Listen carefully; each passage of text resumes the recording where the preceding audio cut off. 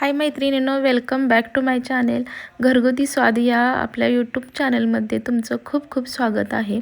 तर पहा, आपण आज झटपट आणि चवीलासुद्धा टेस्टी असणारे असे पॉपकॉर्न कसे बनवायचे ते पाहूयात.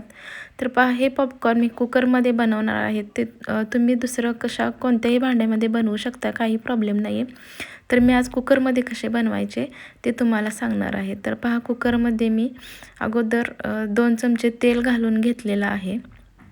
बघा, थोडंसं जास्त घालायचं आहे, म्हणजे 2 ते 3 चमचे पुरेल एवढं आपल्याला तेल घालायचं आहे. आता तेलामध्ये मी थोडीशी हळद घालते.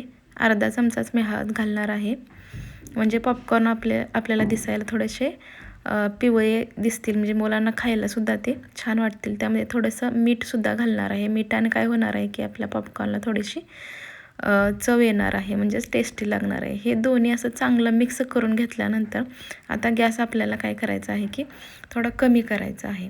आणि हे दोन्ही तेलामध्ये मिक्स झाल्यानंतर आपल्याला मक्याचे दाणे टाकून घ्यायचे आहेत आणि ते सुद्धा व्यवस्थित असे आपल्याला मिक्स करून घ्यायचे आहेत. तर पहा, आता मी मिक्स करून घेते.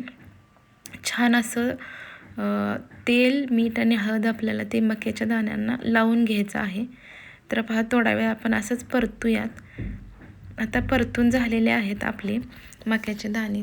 त्यानंतर आपण काय करूया, पहा, कुकरचं टोपण लावूया आणि शिट्टी काढून घेऊया.